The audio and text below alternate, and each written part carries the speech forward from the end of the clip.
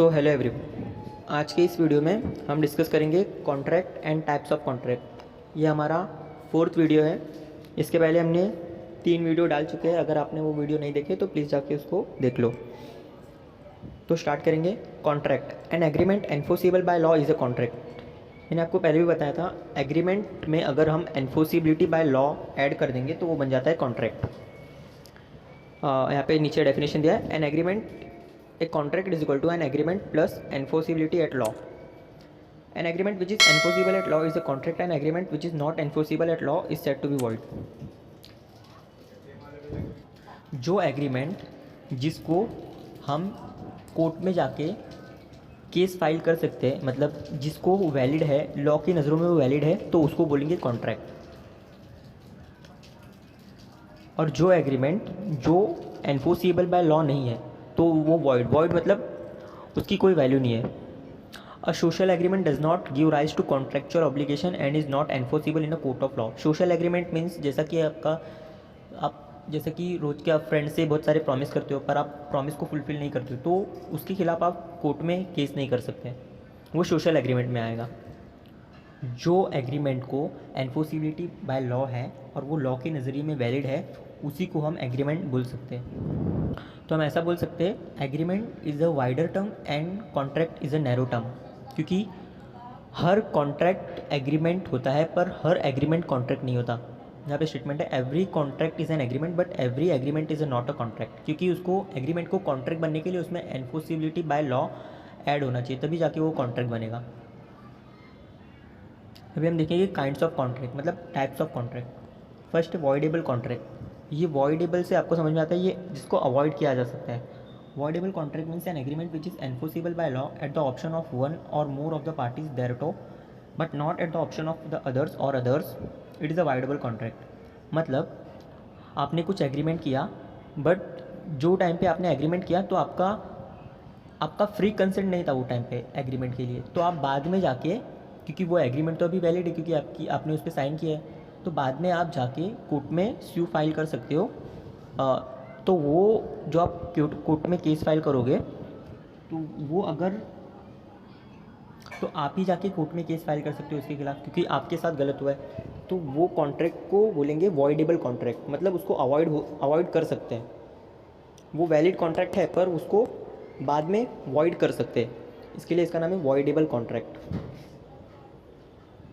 A contract brought about as a result of undue influence, coercion, fraud, or misrepresentation would be voidable at the option of the person whose consent was caused by any of the aforesaid factor। अगर आप किसी के साथ धोखे से contract करते हो या तो कुछ गलत बता के कॉन्ट्रैक्ट करते हो, तो उसको बाद में वॉइड किया जा सकता है, मतलब वो बाद में वॉइड हो सकता है, गलत हो सकता है, गलत साबित कर सकते हैं उसको। और ये कब तक आप कर सकते हो उसका भी एक स्पेसिफाइड टाइम होता है। अभी ये जो आपके बीच में कॉन्ट्रैक्ट हुआ था, मतलब पार्टी ए और पार्टी बी, तो पार्टी ए ने पार्टी बी की कंसेंट मतलब फोर्सफुली ली थी, तो दोनों में से कोई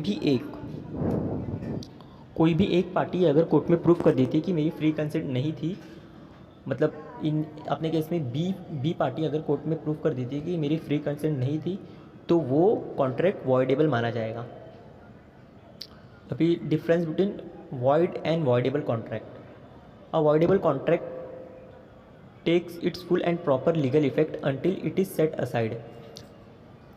While a valid void contract is a nullity and has no right would occur there from its commencement. It is void by initio. It is no contract in the eyes of law from its very beginning. Void contract का मतलब होता है वो starting से, जब से वो बनाया गया था void contract, वो तभी से उसकी वैल्यू नहीं है लॉ के नज़रिए में। और voidable contract मतलब ये एक्चुअल में वैलिड है, पर बाद में उसको अगर आपने प्रूफ कर दिया कि मेरी फ्री कंसेंट नहीं थी या तो धोखे से वो कॉन्ट्रैक्ट बनाया गया था, अगर आपने उसको प्रूफ कर दिया तो वो वॉइडेबल कॉन्ट्रैक्ट। और वॉइड कॉन्ट्रैक्ट वो स्टार्टिंग से ही वैलिड नहीं है। नेक्स्ट टॉपिक है reciprocal promise. Promise which form the consideration or part of the consideration for each other are called reciprocal promise. Reciprocal promise का मतलब होता है कि अगर आपने कुछ प्रॉमिस किया कि मतलब मैं आपके लिए ये करूँगा, और सामने वाले ने भी आपको प्रॉमिस किया कि मतलब अगर आपने ये किया तो मैं ये करूँगा आपके लिए, तो ये जो इसके अंदर है दोनों पार्टी की इसके अंदर कंसेंट है। मतलब इसके अंदर ऐसा है कि in case of reciprocal promise each party is a promisor as to the promise and makes and a promisee as to that which he receive. He is both proposer and acceptor, promising to become liable and accepting the others liability. मतलब आपने कुछ promise किया और सामने वाले ने भी आपको कुछ प्रॉमिस किया, तो ये क्या रेसिप्रोकल हुआ। मतलब आप मेरे लिए ये करोगे तो मैं आपके लिए ये करूँगा। अब यहाँ पे बताया section 10 of the act lays down that all agreement are contract if they are made by the free consent of the parties competent to contract by a lawful consideration and with a lawful object and hereby expressly declare to be void. Section 10 में ऐसा बोला गया है हर agreement contract है अगर वो free consent से बनाया गया है तो, जिसके अंदर पार्टीज कॉम्पिटेंट होने चाहिए, मतलब उनको सही गलत का पता होना चाहिए और जिसमें जो ऑब्जेक्ट होना चाहिए वो लॉफुल होना चाहिए, इलीगल ऑब्जेक्ट नहीं होना चाहिए, तो जाके वो एग्रीमेंट कॉन्ट्रैक्ट होगा। अभी एक एग्रीमेंट को कॉन्ट्रैक्ट बनने के लिए क्या क्या चीज़ ज़रूरी है। Parties were competent to contract, जो पार्टीज़ है party A and party B, तो वो दोनों को सही गलत का समझ होना चाहिए, मतलब वो साउंड माइंड के होने चाहिए। Parties to the contract must exercise free consent, वो दोनों का फ्री कंसेंट होना चाहिए, किसी के प्रेशर में आके वो अपना कंसेंट नहीं दे सकते। कंसेंट मतलब सहमति।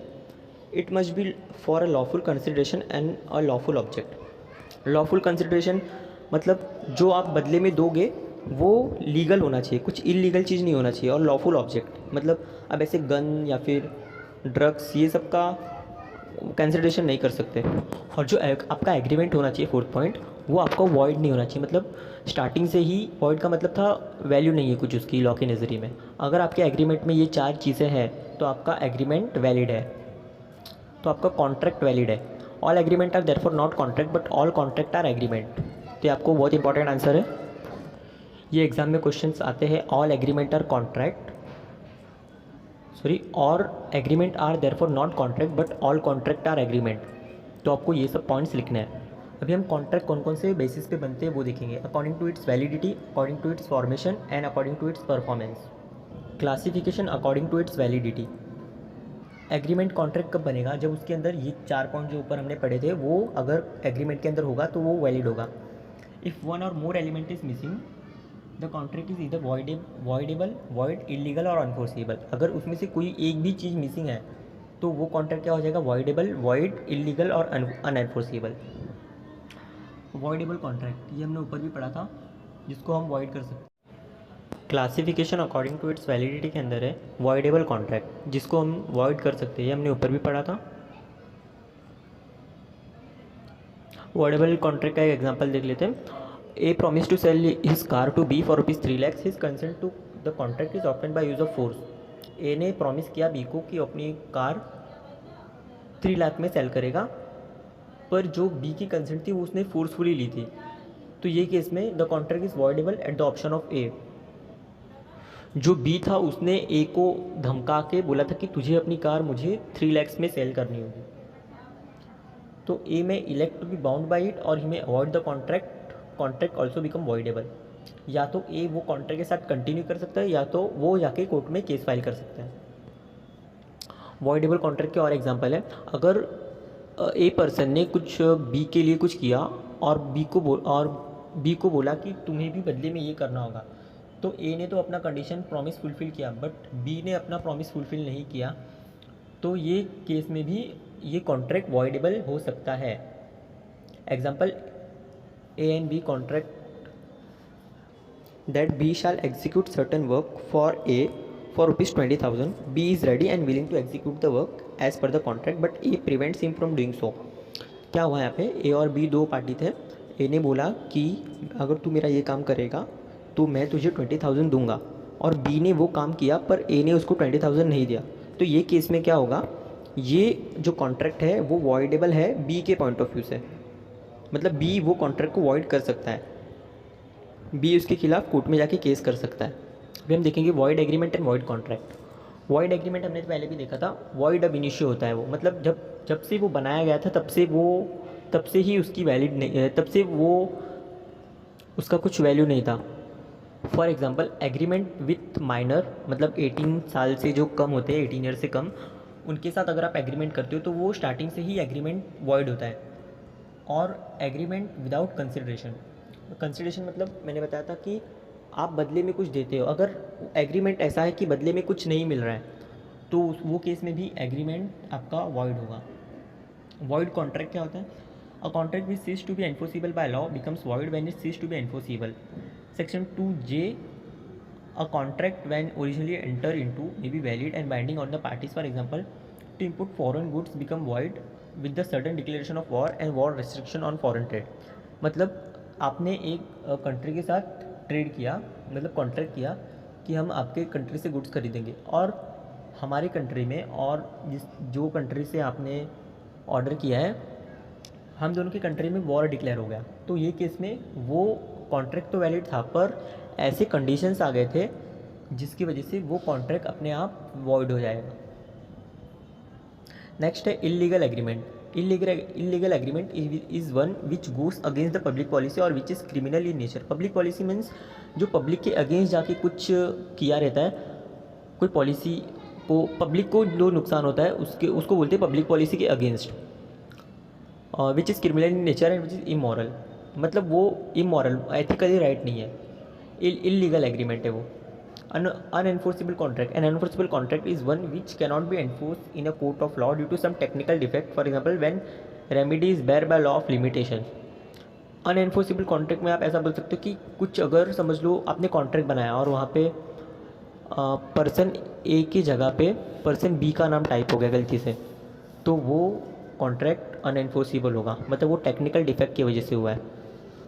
नेक्स्ट है classification according to its formation, मतलब फॉर्मेशन की बेसिस पे कॉन्ट्रैक्ट को क्लासीफाई किया। Made in writing by words or mouth, infer from the conduct of the parties or circumstances of the case.